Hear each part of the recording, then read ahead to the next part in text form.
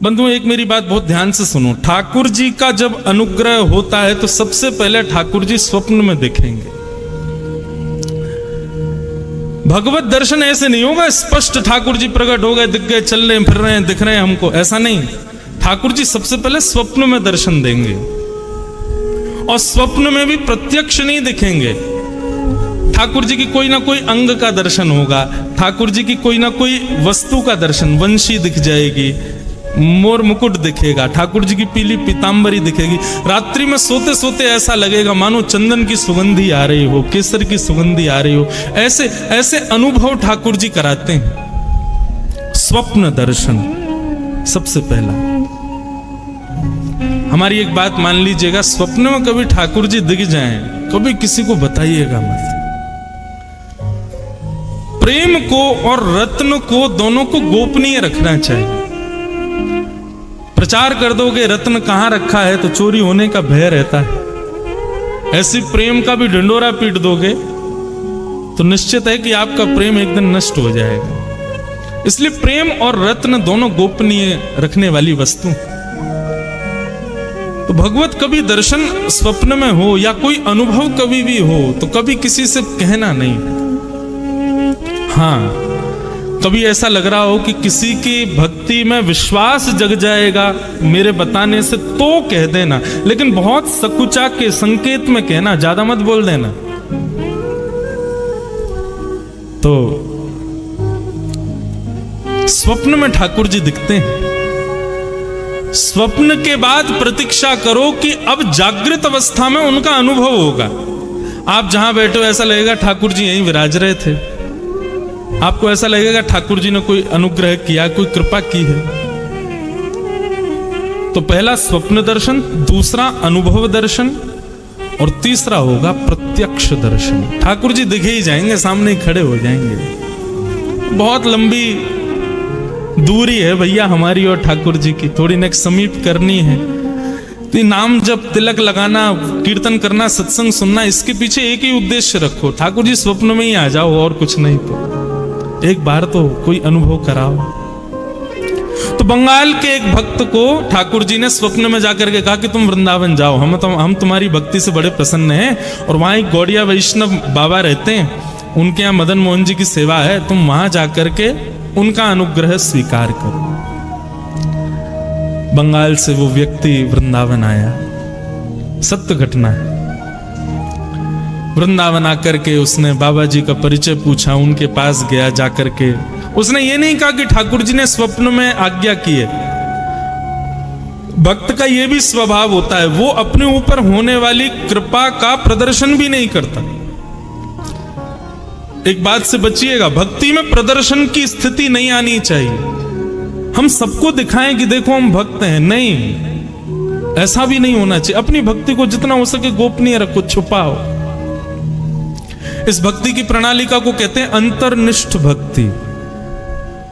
जैसे एक प्रकार से आज की भाषा में कहूं, हमको कोई प्रिय लगता, हम किसी से प्रेम करते हैं, लेकिन कभी कहा नहीं है? लेकिन कई लोग होते हैं, अरे कह दो, कहने में क्या जाता है, बता दो कि तुम प्रेम करते हो। लेकिन कई लोग, प्रेम ज्यादा प्रिय कौन सा लगता है, जीवन भर प्रेम किया लेकिन कभी कहा नहीं, ये प्रेम ज्यादा अच्छा माना जाता है ना। ठीक वैसे ही ठाकुर जी की हम पर कितनी कृपा हो रही है, हमारी भक्ति कितनी, इसका ज्यादा प्रदर्शन नहीं होना चाहिए। उसको जितना हो सके गोपनीय रखो। तो आकर के बाबा के चरणों में प्रणाम किया। उसने नहीं बताया कि ठाकुर जी ने स्वप्न में आज्ञा की कि तुम वृंदावन जाओ। बाबा ने कहा कहो कैसे आए। बोले बाबा ब्रजवास करना है, आप अपने चरणों में हमको रख लो। अपनी गुरु प्रणाली बताओ, अपने दादा गुरु, परदादा गुरु, परदादा गुरु के नाम बताओ। आजकल ऐसा नहीं होता है। आजकल ये पहले बंधुओं दीक्षा तभी देते थे, दीक्षा देने के बाद में आपका नियम होना चाहिए कि गुरु का नाम, दादा गुरु का नाम, परदादा गुरु का नाम, हमारे गुरु परंपरा में वस्त्र कैसे होते हैं, नाम जप कैसे होता है, प्रसादी कब होती है, गुरुओं के उत्सव कब होते हैं, ये सब गुरु प्रणाली में पूछे जाते थे। आजकल किसी को नहीं पता होते। लेकिन कोई बात नहीं, आप अपने गुरु को ही जानते हो, यही बहुत है। तो बाबा ने पूछा अपनी गुरु प्रणाली बताओ। उसने कहा बाबा मुझे गुरु प्रणाली तो नहीं पता। बोले गुरु प्रणाली नहीं पता? कहीं लिखी होगी, गुरु ने लिख के? बोले है, पर वो तो मेरे घर बंगाल में ही रह गई है, अब मैं तो इतनी दूर से आ गया बाबा। बाबा ने थोड़ी देर तो उनको प्रवचन सुनाए, थोड़ी देर बोलने के बाद बोले वापस जाओ, गुरु प्रणाली जब तक नहीं लाओगे तब तक हमारे यहां नहीं रह सकते, पहले परंपरा बताओ तुम्हारी कैसी है। गुरुजन भी अपनी सिक्योरिटी रखते थे, इससे यह भी पता चल जाता था कि वैष्णव वास्तव में वैष्णव है कि नहीं। कहीं ऐसे तो नहीं बस लगाए तिलक फोटा चले आए। गुरु आज्ञा हो गई कि वापस जाओ, गुरु प्रणाली लेके आओ। उस समय मथुरा में स्टेशन नहीं था, हाथरस से रेल पकड़नी पड़ती थी। सोचो कितनी पुरानी बात। बेचारे गुरु आज्ञा मान करके वृंदावन से हाथरस निकल गए, लेकिन ज्यों ज्यों वृंदावन से चरण भार रख रहे हैं त्यों त्यों उनके हृदय में पीड़ा हो रही है। जैसे तैसे तो वृंदावन मिला, श्री जी ने, ठाकुर जी ने कृपा करके मुझे भेजा, परंतु गुरु आज्ञा हो गई कि छोड़ के जाओ, तो अब तो गुरु आज्ञा भी माननी पड़ेगी। हाथरस पहुंच गए। अब जैसे जैसे वहां पर ये भाव आ रहा है कि इतनी देर में रेल आ रही है, इतनी देर में रेल पहुंचने वाली है, ज्यों ज्यों रेल समीप आवे स्टेशन के त्यों त्यों व्याकुलता हो, क्या करूं? वृंदावन छोड़ूंगा तो रेल में बैठती मेरे प्राण निकल जाएंगे, और वृंदावन नहीं छोड़ के जाऊं तो गुरु की आज्ञा।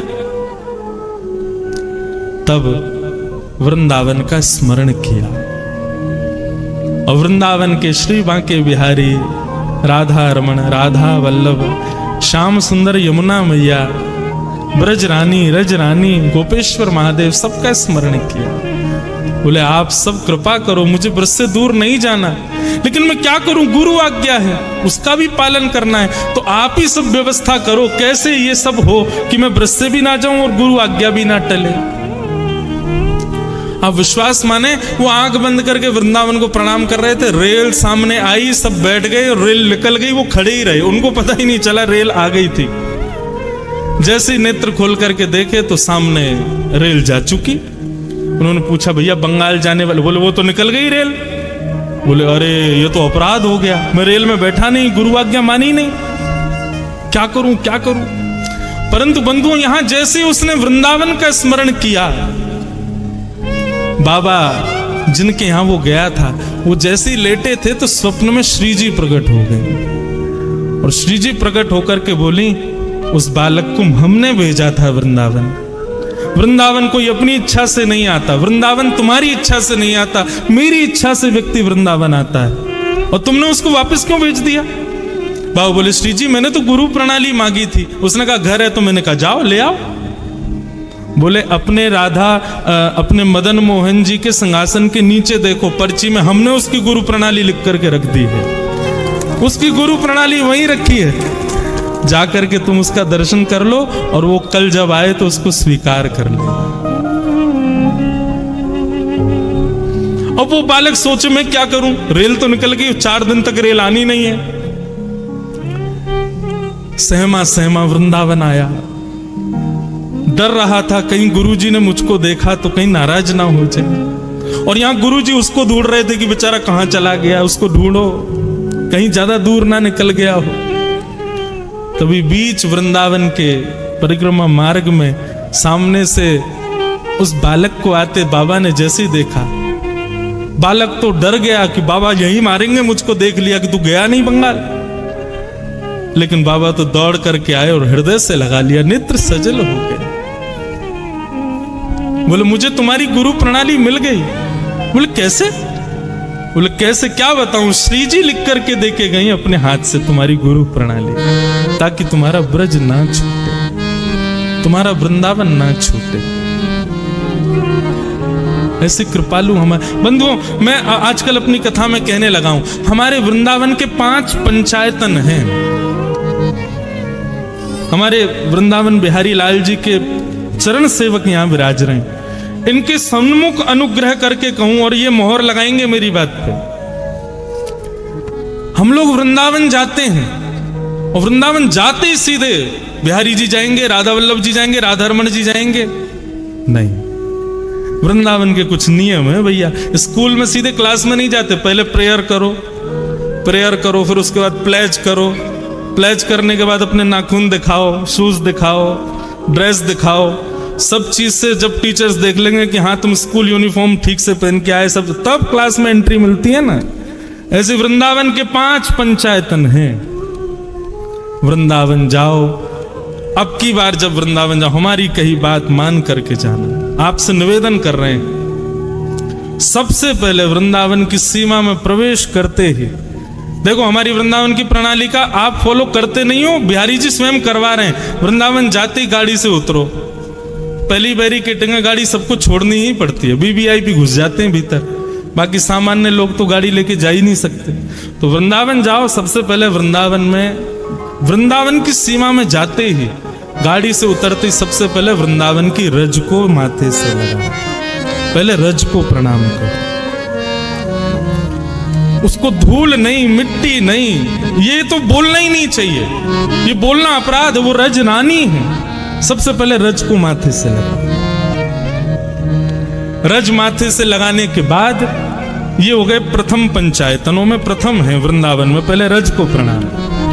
रज को प्रणाम करने के बाद फिर वृंदावन में प्रवेश करते समय जितने वृक्ष वल्लरी आपको दिखाई दें उन सबको प्रणाम करो। जिन जिनको देख पाओ, जिन पर दृष्टि ना पड़े कोई बात नहीं, लेकिन जो तुम्हारी दृष्टि में आ जाए उनको प्रणाम करो। श्री हरिराम व्यास जी, नाम सुना है? हरिराम व्यास जी, वो तो वृंदावन में जाते और वृंदावन के वृक्षों को गले से लगा के कहते, वृंदावन के रूख हमारे माता पिता गुरु बंधु। वृंदावन के दूसरे पंचायतन है वृक्ष, कुंज निकुंज। हमारे बांके बिहारी जी का मूल नाम कुंज बिहारी, क्यों? कुंजों में ही रहते हैं, वृक्षों में ही विराजते हैं, वृक्षों के नीचे ही विराजते हैं। तो ये सामान्य वृक्ष नहीं है बंधु। तो पहले रज को प्रणाम, फिर वृक्षों को प्रणाम, और तीसरा श्री यमुना जी को प्रणाम। कितने लोग वृंदावन जाते हैं, यमुना जी को वंदन नहीं करते। जिन यमुना जी का जल बिहारी जी पीते हैं, राधा वल्लभ, राधा रमन सब पीते हैं, पूरा वृंदावन में यमुना जी के ऊपर ही टिका है। उन यमुना जी को पहले प्रणाम कर, और प्रणाम भी नहीं करना, आज्ञा लेनी है। रज से भी आज्ञा, वृक्षों से भी आज्ञा, उसके बाद फिर यमुना जी से आज्ञा। और चौथे ब्रजवासी, आपको जो ब्रजवासी मिले, चाहे आपसे तेज आवाज में बात करते हुए मिले, उनको भी प्रणाम करो। सब ब्रजवासियों को प्रणाम करो। हमारे ब्रजवासी ज्यादा गले मिले, ज्यादा प्रेम से बात करें तो समझना कि भैया अभी हमारी भक्ति में कमी है। लेकिन ब्रजवासियों के दारी के कहां ते आया है, कछु दे के जा, सेवा एवा करके जा, तो समझो हाँ श्री जी प्रसन्न है, ये हम पे गुस्सा कर। वृंदावन ये कोई मनगढ़ंत बात नहीं है। वृंदावन शतक में स्वयं लिखते हैं आचार्य गण, सम्मानम कलयाति घोर गरलम। वृंदावन में सम्मान विष के समान है। वृंदावन में क्या हो, बोले नीचपमानम सुधा। कोई आपका अपमान कर दे तो समझो हाँ बड़ी कृपा, जय हो, ये है बड़ी। एक बाबा रहते वृंदावन में, हमारे घर आते मधुकरी पावे, तो मधुकरी पावे आते तो एक दिन पता ना कहा भयो, अच्छा ब्रजभाषा निकल रही है, आपको समझ आ रही है ना। तो एक बार हमारे घर आए, आके बैठे, माता जी बोली बाबा रोटी प्रसाद, बोले ना चाहिए। दाल प्रसाद, बोले अपने राम को नहीं चाहिए। बोले खीर पाए लो, बोले अपने राम को नहीं चाहिए। बाबा दूध पी लो, बोले अपने राम को नहीं चाहिए। थोड़ा तेज बोल जाए, नेक हम पे चिल्ला जाए, नेक हमको नेक डांट दे, तब समझ में आएगी श्री जी की हम पे कृपा हुई है, हम पे अनुग्रह है। तो वृंदावन में पहले रज से आज्ञा, फिर यमुना जी से, फिर वृक्षों से आज्ञा, फिर यमुना जी से आज्ञा, चौथे ब्रजवासियों को प्रणाम। ब्रजवासी बहुत प्रिय हैं बंधु। जगन्नाथ जी का कभी आपको यदि चरित्र पढ़ने को मिले, जगन्नाथ जी की कोई कथा, मैंने एक जगह पढ़ा, मेरे नेत्र इतने सजल हो गए कि जब प्राचीन भारत में जब इतने साधन नहीं होते थे, तो लोग बाग जब चारधाम यात्रा करते थे, कोई ब्रजवासी यदि जगन्नाथपुरी जाता था, महीनों लगते थे पहुंचने में। तो श्री जगन्नाथ जी अपने स्थान पर खड़े खड़े आज कुछ ज्यादा ही प्रसन्न दिखाई दे रहे हैं। तो पुजारी गण पूछते, जय जय, आज बड़े प्रसन्न हो। तो ठाकुर जी स्वप्न में आज्ञा करते, बोले सुनो कल ना 4 लोग वृंदावन से आ रहे हैं, एक नंदगाम से आ रहा है, एक गोवर्धन से आ रहा है, उनके लिए उचित व्यवस्था करो भैया, उनके लिए बढ़िया सुनो सामग्री की तैयारी कर लेना, मेरे ब्रजवासी आ रहे हैं। और सुनो बाकी सबको तो दूर से दर्शन करा देना, पर ब्रजवासी आए ना उनको गर्भगृह में लाके मेरे हृदय से लगा दे, मुझे बड़े प्रिय हैं।